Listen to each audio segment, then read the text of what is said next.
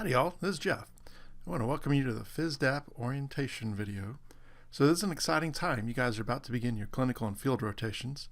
So you'll interact with other members of the healthcare team, apply the knowledge and skills that you guys have learned or are learning in class to actual patients. So the purpose of this video is to help you understand how to log your patient encounters in FISDAP from a Temple College perspective. There are other training videos that are produced by FISDAP, and those links are in D2L for you guys. If you haven't watched those, I encourage you to do so.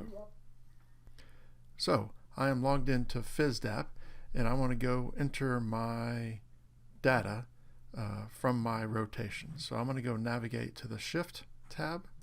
Under the Shift tab, there's a sub-menu called Skills and Patient Care. I'll click on that, and that will then pull up a list of shifts.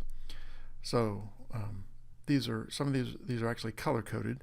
Blue indicates field shifts, green indicates clinical or hospital shifts, tan indicates lab shifts. So as you can see, in a couple days I have a field shift scheduled. I had an ED shift scheduled today, and then a couple days ago I had a lab shift. So we're going to go into we'll go into the ED shift, and I'm going to enter in my patient documentation from this shift. So now that we are in the shift, you can kind of see there's no data here. So I have a couple buttons. I have a button to add patient data. I have a button to add attachments, and then I have the ability down below as I scroll down to add quick skills. So we need to interact with all of these. So first we're going to enter in my first patient. So I'll click on patient, which will bring up the first menu. Now that I'm in the patient, first step I want to do is go find my preceptor. And we'll say, so there's a whole slew of these in here, but I'm going to go down and find Dr. Ratcliffe, who was my preceptor. And there's Dr. Ratcliffe. So I have that entered. Next part is, so did I actually perform the interview, and did I perform the physical exam? So I'm picking yes to both of those. These are important in that you have to, if you do not select these, then it doesn't give you credit in terms of some of the patient care. So, but again, be ethical. Did you actually perform it? Did you actually do it? If you did, then you can. So next I'll go into and look at, does my patient require airway management? My patient did, and then that actually brings up 3 radio buttons, and I successfully managed the patient's airway is that button. Again, from a Temple College perspective, we define airway management or patient requiring airway management for anyone that you actually physically managed that airway. So not just looked at them, not the patient managed their own airway, but that you did something. So that would include administration of oxygen, actually suctioning, positioning the patient, or opening up the airway. Those are the skills in which you are managing the airway. I'll go down below to go to the patient alert and oriented. So they were alert, and again that alert will open up, and they were alert to the person, place, time, and event. So my patient was alert and oriented ×4. If your patient only knew person, place, and time, but not what was happening, then you would select the appropriate ones. Next step is I'm going to come in order the patient data here. My patient was 28 years old, and since they're 28 years, we don't need to know the months. If they're less than 1 year, we worry about the months. If it's a newborn, then you would actually enter 0 for the year and 0 for the month. I had a female patient, and then the ethnicity, mine was Caucasian, and you can select the appropriate ethnicity from the list. Now, next part actually is with complaints. So my patient's main complaint was difficulty breathing, so I'll put down a breathing problem. But she also had a little anxiety, and she was a little nervous, and so also I can go and add the mental psych component as well. Basically, you can select any or all of these. Select them, again, be ethical, select them as appropriate. But don't just, if your patients have multiple complaints, pick the complaints. These help and these add to your requirements to help you graduate. So just don't pick one and be done. Pick the ones that are appropriate so that you get credit for the patients that you've seen. So next, I'm going to come in and select the primary impression. I'm going to scroll down here a little bit. Here's a list of the pull-down menu, and actually I'll show you a bigger list here on the screen. As you can see, there's a long slew of impressions that you can pick from. So from a primary impression perspective, pick the first one, the one that makes sense. So my patient I basically diagnosed her with asthma, and so I'm going to come here and pick respiratory. The next step is I need to go kind of select a secondary impression.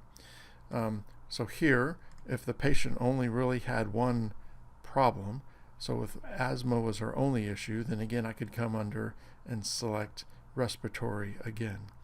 However, my patient also had some anxiety that we were helping her through, and so I'm going to go and pick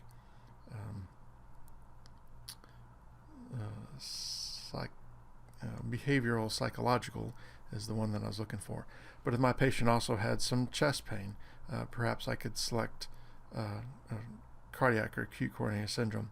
So again, use these to your advantage. If you only pick, if you're, in this case where I have respiratory for both of them, that's only going to count for one contact. If I'm counting for, when I select my psychological behavior, it'll actually help in this one patient will count under two different categories, which will again help you as appropriate.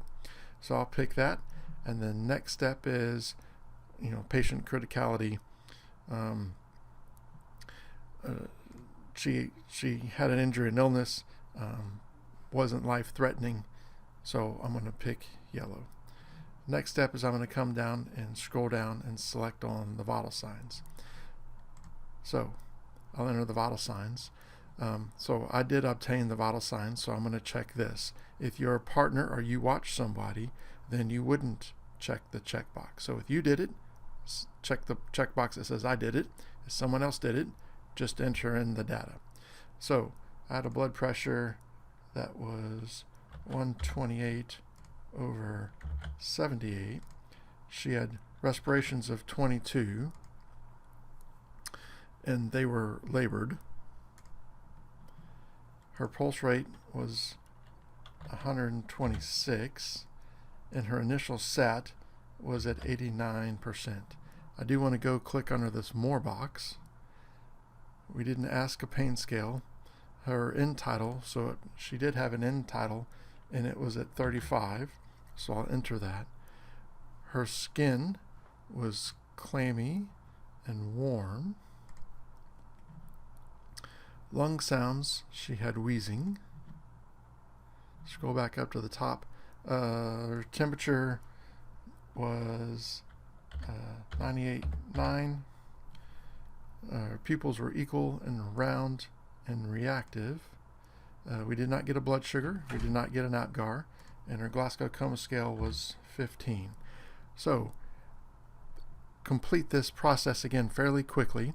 Make sure you click on that More button to add in all those other documents. So as to get credit for the exam and what you need to do, make sure that you're entering in all your data appropriately. Okay, so next we'll come back.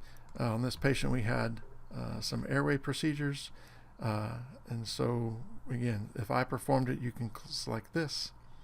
So I'm going to slide down here for a nebulized treatment. I did not perform this. This is one of the other staff members that performed it, but there was a nebulized treatment that was provided.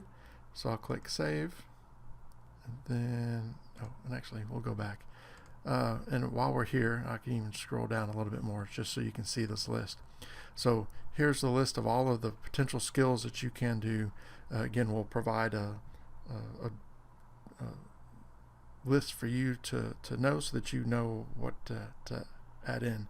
So if, for example, we needed to ventilate the patient, I can put in manual ventilation. If the patient was intubated, then we can put in the endotracheal intubation, and that was the nasopharyngeal airway. So the NPA is there, OPA is down below. So there's a list of all the potential skills for those. So we'll cancel out of that. From a cardiac component, they did put her on an EKG, and I interpreted it. They actually did a 12 lead as well.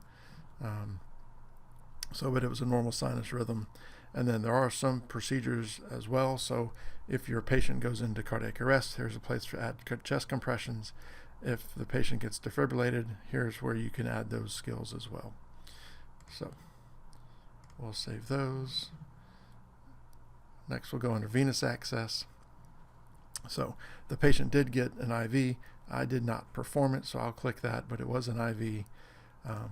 Here's some other options that you can go with, but we'll do the IV. They actually did it in the right forearm. They did it under one attempt. It was a 20 gauge IV catheter. They just did normal saline, and it was successful, so we'll save that. Since she did have asthma, we gave her some albuterol. So I'll go select down there, and again, there's a very long list of medications, and so I'll allow you to just kind of go look in there and see what's there. But all of the medications that you would use or that potentially could be used are in here. So we'll just have to go hunt for them. So there's albuterol. It was 2.5 milligrams, and then it was given by a nebulizer. So I'll click that. So now you do note that we actually are putting nebulizer in here twice. This one is actually just recording and related to the medication. The nebulizer under the airway treatment actually marks it as a skill for you. So that may be required depending on the program that you're in. That may be required, so make sure that you're actually marking both of those. So we'll click save. Okay. And then we'll go, the next step was we'll go under other. So I can put, so we'll go find capnography. So we applied this to our patient. I did that. So we'll click save. And then we'll go back. And yes, ideally it would be nice to be able to multi-select these, but unfortunately we cannot do that at this time. And then also pulse oximetry was another one, and I put that on and interpreted the data. And so now that's it for all of the skills that we've done on this patient. And so now next I can kind of move to the narrative section. So again, remember, from a hospital perspective, you have to write 5 patient narratives. So pick the 5 most interesting patients, and then we expect you to complete the narratives. If this is not one of your 5 patients that you're needing to write a narrative, then you can just kind of skip this part, and then actually you would just go back to my shift page and go enter in more data. So, but we'll say that this is one of the 5 that I want to do. From a history perspective, what I want you to kind of think about as you're writing this. And you can do this really kind of in any format that you want. So there's a SOAP format, there's a chart format, there's different aspects. You can just kind of write it out. But under the history, right? So I want you to kind of think about, I certainly want sample information there. I want OP, QRST information here as well. And then also kind of think through their social history as well. So in this case, the patient smoked. So that would be an important part to kind of think about. As we scroll down, the physical exam, right? So I want you to think about, again, what are the pertinent, actually on both of these, on the history and physical exam, what are the pertinent findings and what are the pertinent negatives? So under the physical exam, think about the head, ears, eyes, nose, throat component of it. So then under the, think chest as well, abdomen, okay, pelvis as appropriate, and then, lower legs, upper legs, and then back. And so again, you can kind of put however you want to, but I'm just kind of going to summarize real quick kind of what are the components to include in there. And then the treatments and outcomes. So you actually already put in that you gave a nebulizer, that you put the patient on a pulse oximeter. So you don't need to repeat those, but what I do want you to kind of think about as you're writing this out is what happened. So after you gave the neb, so we gave a neb, the patient started to improve. Her work of breathing became easier. Her saturations began to rise. And so that's the information that we're wanting there. Once you have that all that in there, now you can kind of just go, if you click next as the preceptor sign off, your preceptors don't actually sign anything off in FISDAP at this point. And so you can just actually scroll back to the back.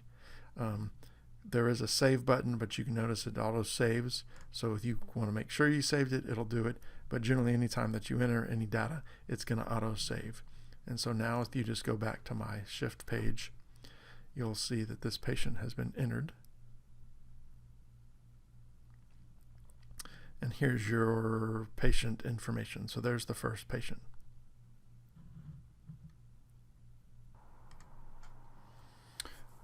All right, so I've entered all my patient data. You can see that I kind of made good use of my time and actually was able to kind of interact with 18 patients during my shift. If you look, you'll see that I don't have complete data on all of the patients. For example, the 3-year-old with the extremity trauma. So I just have one set of vital signs on him. I did interact with the patient. I did interview him and watched a little bit as they kind of applied that splint, but I just didn't, for recording purposes in FISDAP, didn't need to log that. Others I've got much greater detail. So for example, the 76-year-old with acute coronary syndrome. So I was much more involved in this case, and so I've got 4 sets of vital signs. There's lots of medications that we gave. There's an IV, and so I spent a lot of time with this patient. In fact, this will be one of those 5 patients that I actually have to write the narrative on. This would be one of those patients. So now let's scroll down, and we'll kind of do some quick enter skills, or the quick add skills. So I started this a little while, but I want to kind of talk about this. So the difference between a quick add skill and a skill that's recorded up in the patient interaction section is, so I was actually just asked to go into one of the rooms and actually just put the patient on oxygen. So I introduced myself, talked to the patient a little bit, but I didn't spend a lot of time. I didn't actually do a physical exam, and I did talk with them a little bit, but I'm just going to kind of log that as a skill. And so actually I can go under medications, because I'm going to give oxygen and indicate that I gave that. So I'll come down here to the O's and we'll give oxygen. It was at 4 liters per minute, so I can record that. And then it was done by nasal cannula. And so I performed that treatment, so I click that. And so a quick add skill is just that. So where that was my limited interaction with that patient, was just kind of in a skill perspective.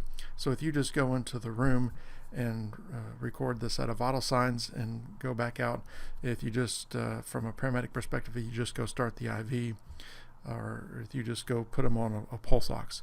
This is what these skills are for. When you actually perform the skills that are part of the patient interaction that you performed with, that's where you enter the skills up at the top. Okay, and we're getting close to the end. So one of the last things we kind of need, actually there's 2 last things that we need to do. First, I need to do a site evaluation. So we'll click on that from the pull down menu. So this is an evaluation that will help us to provide feedback on the clinical site. So we'll just go in there. So I'm actually looking for Scott and White Medical Center. So this was in the ED or ER. Start time, we'll just say it was 8 o'clock when I was there. And then so now we got a couple questions, and so we can go through there. So basically this helps us your feedback helps us to make improvements. And so adequate length of time, I'd say yes. Adequate exposure, yes, I had a lot of exposure. I was adequately prepared, I did. Orientation was helpful. Most of the instructors were very good. And actually, so instead of instructors, kind of think your preceptors. Most of them helped me there. Instructors evaluated my performance consistently. Assisted me when helped. I had some that weren't helpful, others that were very helpful. Instructors I had actually one, so we'll make some comments down below. Actually, so this is a very busy facility, and so I think all of these were helpful.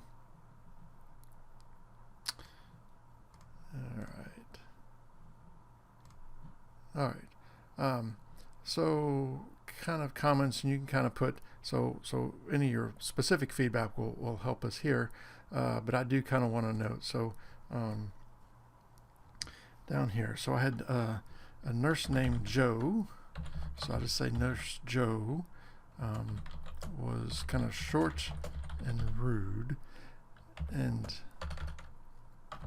he made a comment that he did not like teaching. So help us provide feedback like this, and so positive comments are certainly especially welcome as well. But by providing these comments, we can kind of help work with the sites. And so these are teaching facilities, and so if folks should be, again, you got to think about everybody has bad days and respond appropriately, but help us with feedback so that we can kind of make improvements and make changes with how we do this. And so I'll submit it. So last thing we need to do is actually go add our attachments. A couple ways to do this. In fact, probably the easiest way to do this is actually through the phone app.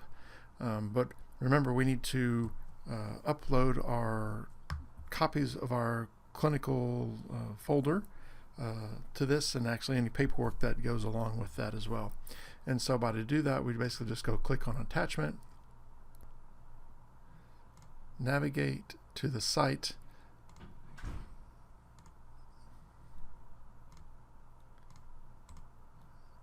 and then just save it.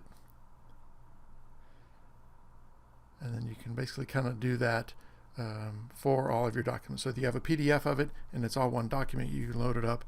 But the reality is probably the easiest way is actually through your phone, actually on the FISDAP app. So if you don't have that, download that. And then you just take a picture of the pages that you want to upload it, and it saves it as an upload. Once you get that, once you have everything finished, scroll to the very top and lock your shift, and then you'll have it completed. So that's what we got for today. We look forward to seeing you in the clinical site soon.